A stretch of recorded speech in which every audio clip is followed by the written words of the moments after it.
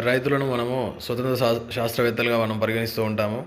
అందుకనే చాలా అంశాలలో వ్యవసాయ శాఖ సిఫార్సులను కాదని వారి సొంత నిర్ణయాలతో వ్యవసాయ పనులను చేస్తూ ఉంటారు. కానీ రసాయనిక ఎరువులు వాడేటప్పుడు వ్యవసాయ శాఖ సిఫార్సులను మనము పాటించినట్లయితే నేల సారవంతం తగ్గిపోయి నిస్సారవంతంగా అయ్యి మన పెట్టుబడులు పెరిగే ఆస్కారం ఉంది. కాబట్టి యూరియా అనే కాకుండా మిగిలిన రసాయనిక ఎరువులను వాడేటప్పుడు వ్యవసాయ శాఖ సిఫార్సుల మేరకు వాడినట్లయితే అనుకున్న దిగుబడులు పొందవచ్చు. కానీ ఆ స్థాయి దాటిపోయి ఉన్నాం కాబట్టి దయచేసి రైతు సోదరులు ప్రత్యామ్నాయ వ్యవస్థగా సేంద్రియ ప్రకృతి వ్యవసాయ విధానాలను అవలంబించినట్లయితే భూమిలో ఉన్న ఆ కొంత సారాన్ని మనము మళ్ళీ తిరిగి పునఃస్థాపించవచ్చు. కాబట్టి మరొకసారి ఆలోచించి ఈ సేంద్రియ ప్రకృతి వ్యవసాయ విధానాలని అవలంబిస్తారని ఆశిస్తున్నాము. ధన్యవాదాలు.